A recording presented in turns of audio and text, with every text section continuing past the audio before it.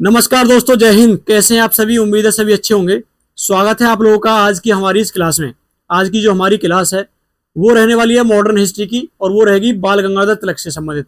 बाल गंगाधर तिलक, जिन्हें किसी ने भारतीय अशांति का दूत कहा तो किसी ने लोकमान्य की उपाधि उन्हें दी। ठीक है भाई, तो उसी से रिलेटेड जो कि बहुत ही इंपॉर्टेंट टॉपिक है उस पर हम आज चर्चा करने वाले हैं आपके साथ। देखो, बाल गंगाधर तिलक, देखो इनसे कई क्वेश्चन बनते हैं। हम सभी क्वेश्चनों को 360 डिग्री एनालाइज करेंगे। ठीक है, आपके साथ चर्चा करेंगे। ठीक है जी, चलो एक बार मैं पेन का कलर चेंज कर लेता हूं। ठीक है, देखो मैं आपको बताऊं, इनके कई बार क्वेश्चन पूछा गया है इनके जन्म से रिलेटेड, क्योंकि हम देखो सारी चीजें देखेंगे, ठीक है, कोई भी चीज नहीं छूटेगी। तो देखो इनका जो जन्म है 23 जुलाई 1856 को हुआ था। इसकी डेट पूछी गई है कि इनका जन्म कब हुआ था, और ये पूछा गया कहां पर हुआ था, तो रत्नागिरी, महाराष्ट्र के रत्नागिरी में हुआ था। कहां पर हुआ था? महाराष्ट्र के रत्नागिरी में इनका जन्म होता है। ठीक है, मृत्यु कब होती है? 1 अगस्त 1920 को। देखो, जिस दिन असहयोग आंदोलन शुरू होता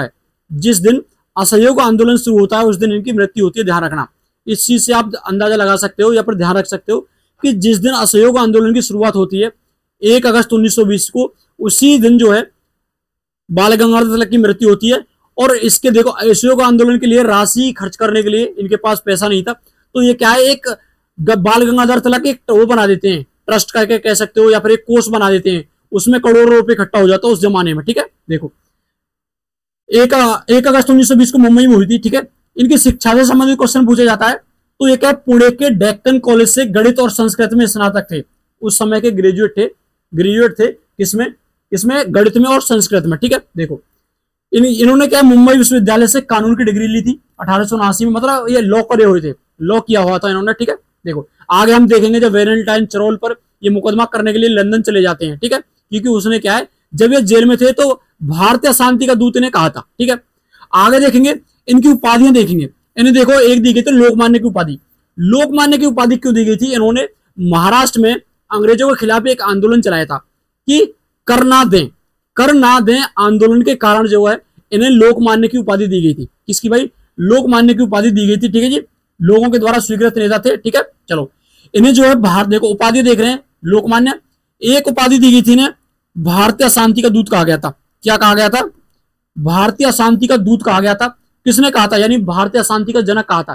किसने कहा था? ये कहा था वैलेंटाइन चरोल इन्होंने कहा था। इंडियन अर्नेस्ट नाम का इसका एक पत्र था, उसमें इसने जो है भारतीय शांति का दूत ने कहा था, ये जनक कहा था। ठीक है जी, लेकिन बाद में जैसे बाद में छूट कर आते हैं, उस पर वैलेंटाइन चरोल पर मुकदमा करने के लिए कहा, लंदन चले जाते हैं भाई। ठीक है, आगे देखो, आधुनिक भारत का निर्माता ने कहा जाता है। ठीक है, महात्मा गांधी के द्वारा आधुनिक भारत का निर्माता कहा गया था बाल गंगाधर तिलक को। ये क्वेश्चन बार बार पूछा जाता है, ध्यान रखना मेरे भाई। ठीक है, देखो इसके अलावा देखो क्या चीज है इनसे रिलेटेड। देखो राजनीतिक योगदान की बात करें, पॉलिटिकल इनका कंट्रीब्यूशन क्या रहा था, तो वो रहा था, देखो भारतीय राष्ट्रीय कांग्रेस में 1890 में शामिल हुए थे और उदारवादी नीतियों का विरोध किया था। इन्होंने क्या किया था? देखो भारत में जो भारतीय राष्ट्रीय कांग्रेस में 2 दल थे, एक उदारवादी थे, एक उग्रवादी थे। ये उग्रवादी दल का हिस्सा थे। उदारवादियों की क्या जो कल्पना थी या फिर उनकी क्या विचारधारा थी कि अंग्रेजों से हम जो रिक्वेस्ट करके कोई भी चीज मांगे, कोई भी चीज है हम अंग्रेजों से रिक्वेस्ट करके, मतलब या फिर कोई कानून है जैसे, ठीक है, या फिर कोई सुविधा है तो अंग्रेजों से रिक्वेस्ट करके मांगे। लेकिन इनका क्या था, जो उग्रवादी थे या फिर आप कह सकते हो जो गरम दल और नरम दल में दोनों में बांट सकते हैं। जो गरम दल थे, गरम दल में लाल बाल पाल हम पढ़ते हैं, तो गरम दलीय जो नेता थे उनका कहना था कि अंग्रेज हमारे पैसे से हमारे लिए सब कुछ कर रहे हैं और हमें लूट कर ले जा रहे हैं, तो उसके बावजूद हम अंग्रेजों से ऐसा रिक्वेस्ट करें भाई।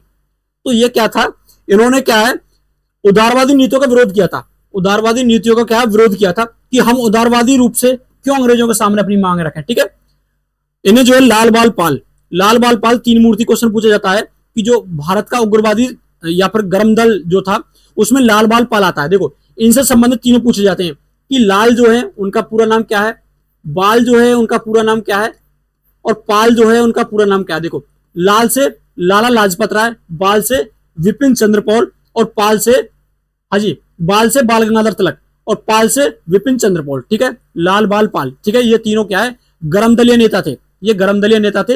इन्होंने जो है अभी मैंने बताई उदारवादी नीतियों का बहुत ज्यादा विरोध किया और उग्रवादी नीतियों को अपनाया। ठीक है जी, मतलब छीनने में विश्वास रखते थे। ठीक है भाई, आगे देख लेते हैं। चलो देखो भाई, अब आगे देख लेते हैं,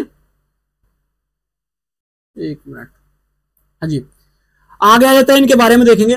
इन्होंने देखो home rule league, home rule league की स्थापना की थी, होम रूल लीग आंदोलन चलाया था 1916 में एनी बेसेंट के साथ, एनी बेसेंट के साथ। ठीक है जी, क्या है, दोनों एक साथ चलाते हैं। एनी बेसेंट को जब कोई जानता नहीं था, ऐसे समझ सकते हैं, तो एनी बेसेंट ने उस समय के बहुत ही ज्यादा चर्चित थे ये जो नेता बाल गंगाधर तिलक।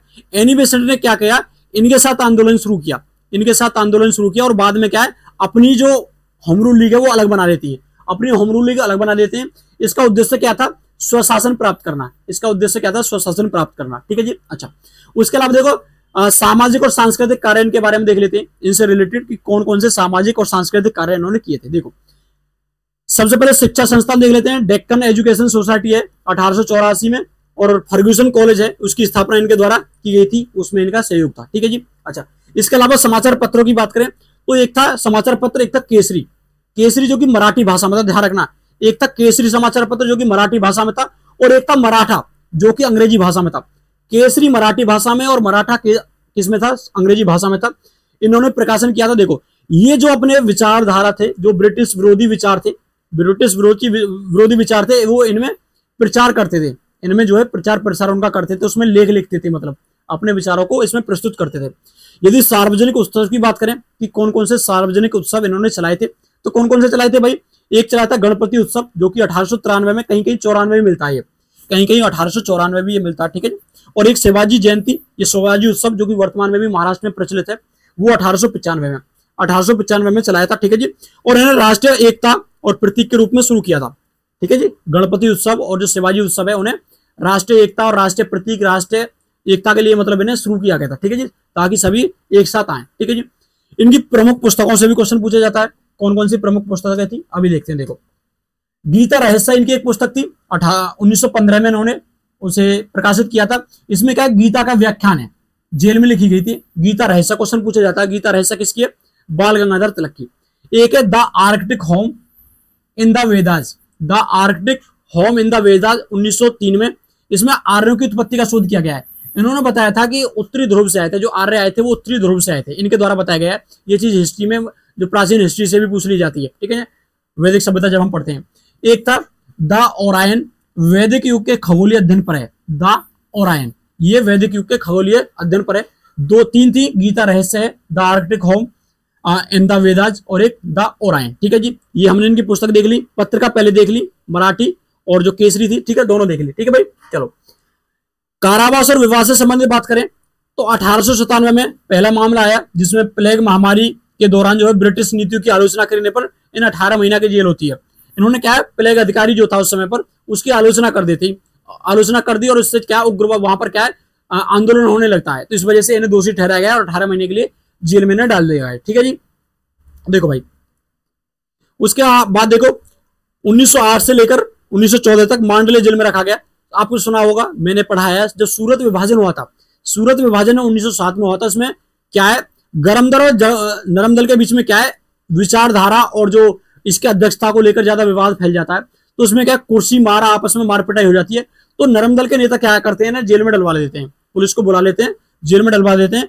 उसमें क्या है, 1908 से लेकर 1914 तक ये मांडले जेल में रहते हैं, मांडले जेल में रहते हैं। ठीक है जी, 6 साल तक ये रहे सजा। ठीक है जी, क्रांतिकारी प्रफुल्ल चाकी और खुदीराम बोस के समर्थन में लेख लिखने के लिए। ठीक है जी, उसमें लेख लिखने के लिए, और अपना 1907 का जो सूरत विभाजन होता है उसमें भी इन्हें सजा होती, मतलब इसमें जेल में डाला जाता है। ठीक है जी, आगे देख लेते हैं आगे इनसे संबंधित क्या है। ठीक है भाई, देखो आगे आ जाता है इनसे संबंधित महत्वपूर्ण तथ्य। इन्होंने क्या त्रिसूत्रीय कार्यक्रम चलाया, स्वदेशी, स्वराज और राष्ट्रीय शिक्षा। स्वदेशी, स्वराज और राष्ट्रीय शिक्षा से लेकर इन्होंने त्रिसूत्रीय कार्यक्रम चलाया। ठीक है भाई, अगला है इन्होंने लखनऊ समझौता जो है, क्या है, लखनऊ समझौता 1916 में हिंदू मुस्लिम एकता के लिए जो मोहम्मद अली जिन्ना के साथ समझौता किया था 1916 में का, जो कांग्रेस का अधिवेशन हुआ था, कहां पर हुआ था, लखनऊ में होता है। उसमें क्या है, मुस्लिम लीग और कांग्रेस एक साथ आ जाती है, मुस्लिम लीग और कांग्रेस का पैक्ट होता है उसमें। ठीक है जी, अच्छा रूढ़िवादी विचारों का, जैसे महिला शिक्षा है, आयु सम्मति विधेयक है, उनका विरोध किया था इन्होंने। क्या है, रूढ़िवादी जो विचार थे उनका इन्होंने खुलकर विरोध किया था। तो ये बाल गंगाधर तिलक से संबंधित वो जितने भी क्वेश्चन पूछे जाते हैं, देखो कोई भी स्टेट का एग्जाम हो, ठीक है भाई, कोई भी एसएससी का एग्जाम हो, कोई भी अन्य एग्जाम हो, सभी में क्वेश्चन पूछे जाते हैं, बाल गंगाधर तिलक से सभी में क्वेश्चन पूछे जाते हैं। तो कैसी लगी वीडियो हमारी, ये इस तरह की पहली वीडियो थी। तो मिलते हैं हम अगली वीडियो में। जय हिंद।